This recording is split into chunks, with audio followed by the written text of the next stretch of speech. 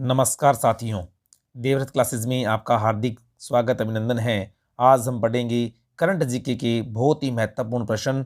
तो आइए देखते हैं। पहला प्रश्न, राजस्थान में राइट टू एजुकेशन का दायरा सत्र 2022-23 में बढ़ाकर किन कक्षाओं के लिए लागू करने की घोषणा मुख्यमंत्री अशोक गहलोत जी ने की। तो ध्यान रखना, किन कक्षाओं के लिए? प्री प्राइमरी कक्षाओं के लिए लागू करने की घोषणा की गई है। यानी प्री प्राइमरी मीन्स क्या है? LKG, UKG, नर्सरी, इन क्लासों के लिए भी लागू करने की घोषणा है वो कर दी।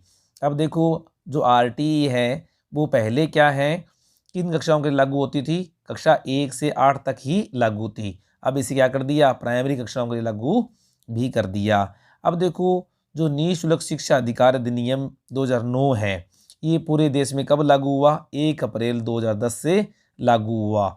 लेकिन राजस्थान में क्या है, इसमें कुछ संशोधन किए गए।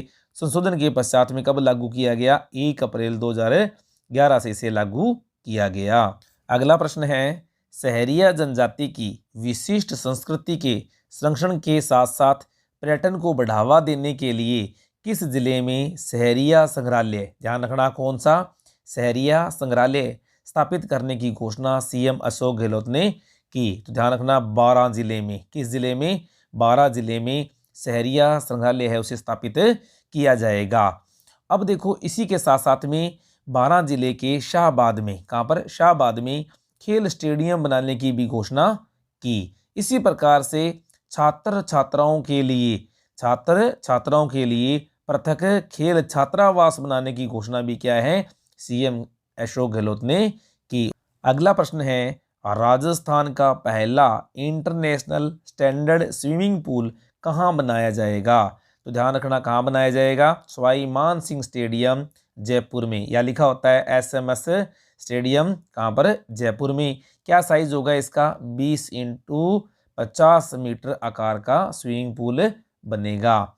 अगला प्रश्न है, शहीद मेजर शैतान सिंह म्यूजियम का निर्माण राज्य के किस जिले में किया जाएगा? तो ध्यान रखना, कहाँ पर है? जोधपुर में किया जाएगा। और कहाँ पर किया जाएगा? शहीद मेजर शैतान सिंह शहीद स्मारक के अंदर म्यूजियम का निर्माण किया जाएगा। अगला प्रश्न, राजस्थान के किन जिलों में ममता एक्सप्रेस वाहन की दूसरी खेप संचालन की मंजूरी मुख्यमंत्री अशोक गहलोत ने प्रदान की? तो ध्यान रखना, किन जिलों में? बीकानेर, जैसलमेर और बाड़मेर के अंदर।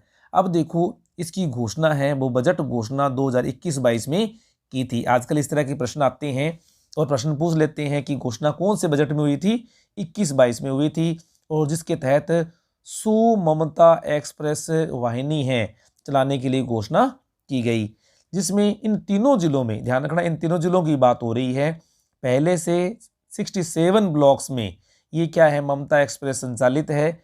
अब क्या है? 33 ब्लॉक्स में और संचालित होगी। यानी 33 ममता वाहिनियां हैं वो क्या होगी? संचालित होंगी।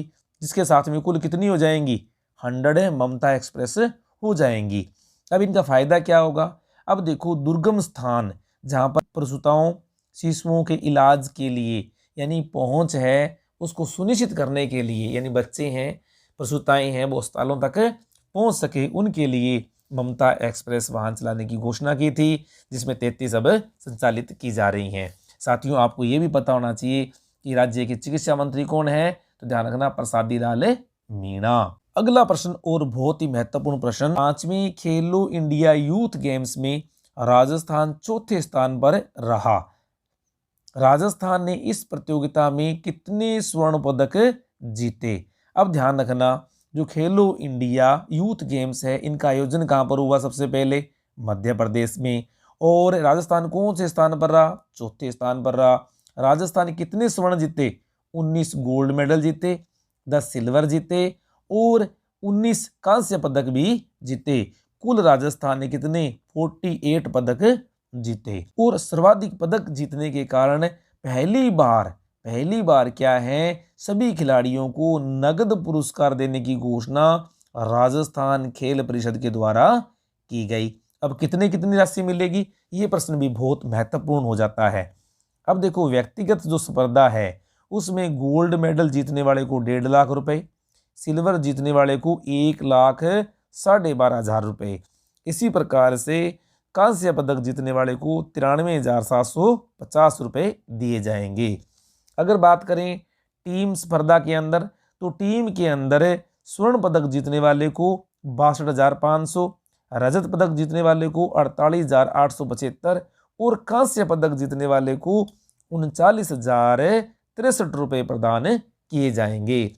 और आपको ये भी पता होना चाहिए कि राजस्थान खेल परिषद की अध्यक्ष कौन है, तो श्रीमती कृष्णा पूनिया। अगला प्रश्न है, हाल ही में कौन सा अभ्यारण्य बाघनी T19, ध्यान रखना, बाघनी T19 कृष्णा की मृत्यु के कारण क्या है, चर्चा में रहा। तो ध्यान रखना, रणथंबोर राष्ट्रीय उद्यान सवाई माधोपुर वाला है, वो T19 की मृत्यु के कारण चर्चा में रहा। और साथियों आपको बता दूं, अब तक राजस्थान में क्या है, 5 बाघों की क्या हो चुकी है, मृत्यु हो चुकी है, जो बहुत ही बड़ी बात है। 1 महीने में 5 बाघ है उनकी मृत्यु हो गई है। अब देखो कहाँ कहाँ, देखो 10 जनवरी को T57 की मृत्यु हुई। इसी प्रकार से 31 जनवरी को T114, साथ में एक शावक की मृत्यु हुई। इसी प्रकार से 8 फरवरी को क्या है, T19 यानी कृष्णा की मृत्यु हुई। और अब जो हाल ही में बात करें तो 15 फरवरी को T117 बाघ की मृत्यु हुई, जो कि बहुत बड़ा विषय है। अगला प्रश्न है, राज्य के किस जिले में पपीते का सेंटर ऑफ एक्सीलेंस स्थापित करने की घोषणा की गई। तो ध्यान रखना, पपीते की बात हो रही है, तो पपीते का जो सेंटर ऑफ एक्सीलेंस है वो कहाँ स्थापित किया जाएगा, भरावंडा, कहाँ पर है, सिकराय दौसा में है। भरावंडा सिकराय दौसा में है। इससे पहले आपको पता होगा अंजीर, किसके लिए, अंजीर का सेंटर ऑफ एक्सीलेंस स्थापित करने की घोषणा कहाँ पर की गई थी, सिरोही में।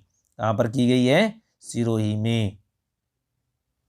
अगला प्रश्न है, राजस्थान का कौन सा जिला नवीन लोहे के भंडार मिलने के कारण चर्चा में रहा। तो ध्यान रखना, कौन सा जिला, भीलवाड़ा, यानी भीलवाड़ा के धूलखेड़ा जिपिया स्थान है, वहाँ पर लोहे के भंडार मिले, जिसके कारण ये चर्चा में है।